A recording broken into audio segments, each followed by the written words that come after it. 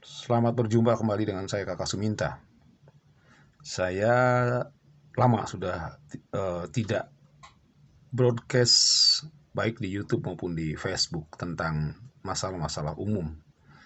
Dan saat ini saya ingin berbicara tentang kondisi terakhir COVID, tetapi akan saya hubungkan dengan sebuah berita yang menyitir pendapat seorang politisi Golkar yang menyebutkan bahwa walaupun Jakarta tidak ada pilkada, tetapi kasusnya tetap naik. Judulnya begitu. Dan kalau kita baca lebih jauh, ini sebenarnya merupakan sebuah argumentasi agar pilkada ini tetap dilaksanakan. Nah, ini yang nampaknya menjadi mengganggu ya pikiran kita. Karena apa? Karena pertama, saya tidak berdiskusi tentang penundaan atau kelangsungan pilkada 2020, tetapi ingin meluruskan argumentasi yang salah dan ini akan meracuni publik dengan argumentasi atau pemikiran-pemikiran yang sebenarnya merupakan fallacy of thinking. Kita berbicara tentang fakta, betul bahwa di Jakarta terjadi peningkatan kasus yang cukup tajam bersamaan dengan Indonesia secara keseluruhan, sehingga Indonesia selalu mengalami semacam rekor-rekor baru dalam setiap laporan setiap harinya. Saya juga tidak akan membahas tentang bagaimana buruknya pemerintah menyediakan data tentang COVID-19 dan juga bagaimana akibat buruknya data itu kemudian kebijakannya pun tidak jelas dan tidak konsisten. Itu yang kita rasakan dari apa yang dilakukan oleh pemerintah pusat maupun pemerintah daerah termasuk Jakarta, sehingga kita mengalami kondisi yang mungkin lebih buruk daripada yang seharusnya. Nah, kembali kepada topik pertama yang kita bicarakan, bahwa Jakarta naik kasusnya walaupun tidak ada COVID. Kemudian argumentasinya menyebutkan bahwa maka sebenarnya dengan pelaksanaan pilkada sekalipun, maka yang tidak melaksanakan pilkada seperti Jakarta tetap naik, artinya tidak ada korelasi antara pilkada dengan kenaikan kasus COVID-19 di berbagai daerah.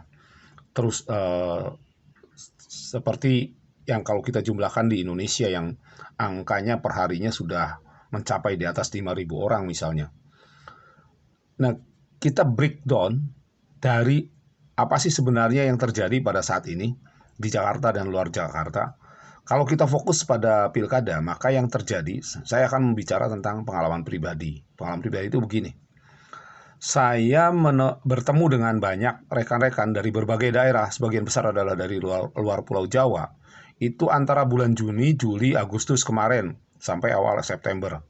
Mereka itu adalah baik pasangan bakal calon maupun timnya, atau mereka bersama-sama minimal ketemu dengan 4-5 orang sampai ada yang puluhan orang setiap kali bertemu, dan mereka berdiskusi tentang rekomendasi partai politik untuk kepentingan pasangan calon yang akan mendaftarkan ke KPU. Dan kita tahu bersama-sama bahwa dari pendaftarannya sudah berlangsung tanggal 4, 5, 6, dan kemudian tanggal 26 lalu itu adalah merupakan pengumuman tentang pasangan calon yang akan maju dalam pilkada. Nah, dari pertemuan-pertemuan itu saya bisa menduga bahwa jumlah mereka itu sangat besar. Gampang mengalihkannya. Pertama, 270 daerah. Baik, semuanya di luar Jakarta tentu. Karena tidak ada pilkada di Jakarta. Justru ini kan blunder ya. Pemahaman yang blunder dari politisi yang saya pikir awam seperti saya. Awam tentang pandemik, awam tentang kesehatan. Tapi ya sama-sama awam, kita bertarung argumen bolehlah. Tapi artinya bertarung logika ya. Kalau sesama awam kita tidak bertarung dari sisi ilmu, tapi dari logika ya. Kalau fallacy of thinking seperti itu kita tidak lakukan counter opini, ini bahaya. Walaupun orang awam kalau pengaruhnya banyak jadi bermasalah. Nah, dari pertemuan-pertemuan itu saya menduga bahwa mereka yang datang ke Jakarta dari daerah yang hijau misalnya, itu menjadi titik pantul baru untuk pantulan COVID. Karena COVID ini kan rumusnya adalah jumlah interaksi yang menimbulkan pantulan, dan kemudian jumlah kasus yang sudah selesai, dan pergerakan orang. Sehingga pergerakan orang dan pantulan baru ini, titik pantul baru ini menimbulkan potensi klaster baru. Kenapa? Ketika seseorang datang, misalnya di daerah di Jakarta, sementara di Jakarta ini orang berinteraksi pada bulan Mei, Juni, Juli itu sudah mengalami penurunan dari akselerasi kasusnya, baik jumlah positif maupun dari angka kematian. Kalau angka kematian sampai sekarang sebenarnya juga terjadi penurunan tren ya kalau saya perhatikan di Jakarta itu. Jadi kalau menggunakan tolok ukur Jakarta terlalu salah besar. Nah, kemudian dari titik pantul baru itu menimbulkan titik-titik baru atau orang-orang baru yang terpapar, yang tadinya tidak terpapar. Seperti mereka yang selama ini takut keluar, selama ini tidak berinteraksi, selama ini berusaha untuk melakukan hal terbaik untuk COVID sudah baik, tapi kemudian ada titik pantul baru ini memaksa mereka untuk ketemu.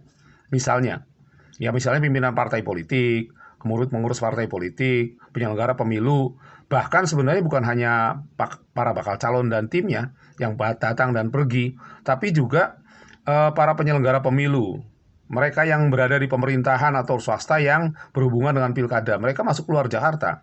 Nah, masuk keluar Jakarta orang baru pada daerah yang berbeda, misalnya yang satunya merah, satunya hijau, satunya kuning, itu menimbulkan titik-titik pantul baru. Nah, titik-titik pantul baru inilah yang meningkatkan jumlah terinfeksi dan kemudian meningkat baik di Jakarta maupun di luar Jakarta. Kalau angkanya berapa misalnya? Pada saat ini angkanya 33.000 untuk Indonesia terinfeksi menurut versi resmi, walaupun versi resmi ini diprotes banyak pihak termasuk juga WHO. Jadi pemerintah kita memang dablek untuk urusan jumlah berapa orang yang terinfeksi. Mengapa? Karena memang jumlah yang dites PCR per sejuta penduduknya itu sangat kecil dibandingkan kebutuhan yang ada. Negara lain sudah ada puluhan ribu, ratusan ribu. Nah, kita ini baru menjelang 10.000 sekitar situ. Itu ya sekitar sama dengan Bangladesh lah negara kita ini untuk ukuran seperti itu. Nah, tapi kita tidak bahas itu tentu. Kita bahas tentang argumen-argumen yang saya pikir akan meracuni pikiran orang kalau dibiarkan. Nah, titik pantul baru itulah yang kemudian meningkatkan, seperti saya katakan tadi, meningkatkan jumlah terinfeksi baik di Jakarta maupun luar Jakarta. Sehingga angkanya di Jakarta akan naik, tapi nanti juga akan menurun sendiri pada saat titik pantul baru itu kemudian mengalami semacam kejenuhan. Karena sebenarnya apa yang terjadi bulan Juli, Agustus itu kejenuhan karena tidak ada titik pantul baru dan orang berinteraksi dari situ ke situ saja. Pada saat ada titik interaksi baru dengan titik pantul baru, maka akan muncul kasus baru yang bertambah. Nah, apa yang terjadi dengan pilkada? Pilkada ini kemudian orang-orang yang melakukan kontak di Jakarta yang jenuh merah dan hitam ini kemudian datang ke daerah yang masih hijau dengan membawa oleh-oleh. Oleh-olehnya apa? Virus COVID-2 ya, SARS-CoV-2. Nah, itu yang kemudian di daerah akan menimbulkan bukan hanya titik pantul baru, tetapi klaster baru. Jadi kalau tidak ada klaster dari pilkada, ini juga harus diteliti, harus dilihat. Kemudian ada keinginan pemerintah untuk memisahkan angka mereka yang meninggal karena COVID tapi memisahkan dari yang komorbiditas, itu absurd banget ya. Pemerintah nggak paham tentang apa yang harus dilakukan. Bukan menutup-nutupi, karena dari menutup-nutupi ini sudah 3 kali pemerintah menutup-nutupi. Pertama, mengatakan bahwa COVID ini tidak ada. Kemudian kedua, COVID ini tidak bahaya. Dan ketiga adalah angka-angkanya tidak benar. Jadi pemerintah itu sudah 3 kali melakukan kesalahan terkait dengan informasi yang harus dipahami oleh pemerintah dan rakyat sendiri. Pada saat pemerintah tidak memahami angkanya, maka yang terjadi adalah kebijakan-kebijakan yang salah.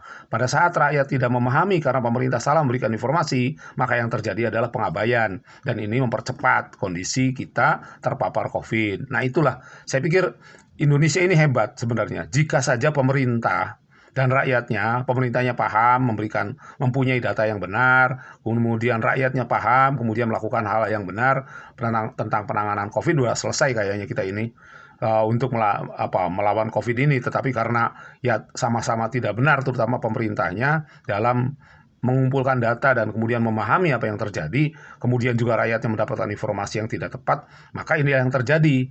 Itu kemudian tambah dengan pilkada. Jadi kalau pilkada tidak menimbulkan klaster, itu salah. Apabila contohnya adalah Jakarta, karena Jakarta ini pusat dari semua DPP, semua urusan partai, semua urusan pilkada, semua urusan pemerintahan. Dan kemarin yang terjadi itu adalah sebuah ledakan dari semula yang orang sulit untuk keluar masuk Jakarta, kemudian mudah untuk masuk keluar Jakarta, sehingga untuk pemerintah Jakarta sendiri problemnya bukan menutup UKM, tetapi mengurangi orang keluar masuk Jakarta dengan alasan tertentu harusnya. Ini yang nampaknya ya salah diterapkan. Penerapannya bagaimana? Bandara-bandara itu yang menjadi problem. Kemudian terminal-terminal kalau dari Jawa ya.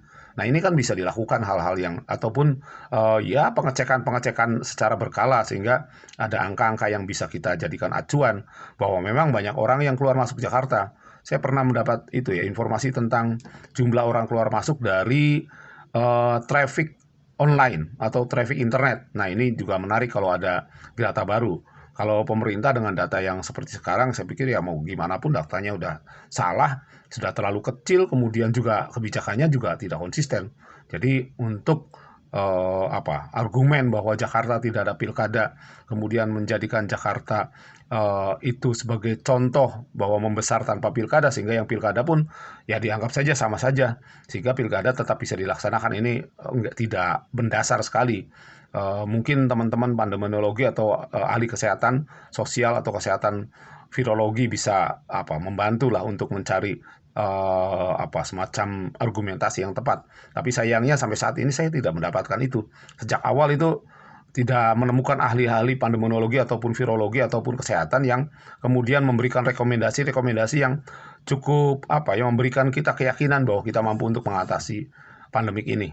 Atau mungkin memang kita bersama-sama ini bermasalah dalam menghadapi pandemik, sesuatu yang baru, kita bisnis as usual semuanya, sehingga ya menganggap semuanya itu baik-baik saja. Misalnya pejabat yang keluar masuk daerah hanya karena untuk kebutuhan SPPD, karena sudah haus untuk keluar dan masuk daerah karena disitulah penghasilan mereka misalnya. Ini juga menyakitkan. Saya lihat ada anggota-anggota DPRD itu bebas sekali dari Jawa keluar Jawa, kemudian dari Jawa dari luar Jakarta masuk Jakarta dan seterusnya. Ini ketidaksadaran para pejabat yang luar biasa saya pikir di masa pandemik ini. Oke, terima kasih. Semoga ada tanggapan-tanggapan apapun positif negatif, yang penting santun ya. Tanggapannya tidak usah ngotot-ngototan, ini tidak berebut warisan, kita ini hanya diskusi saja. Akhirul kalam, wassalamualaikum warahmatullahi wabarakatuh.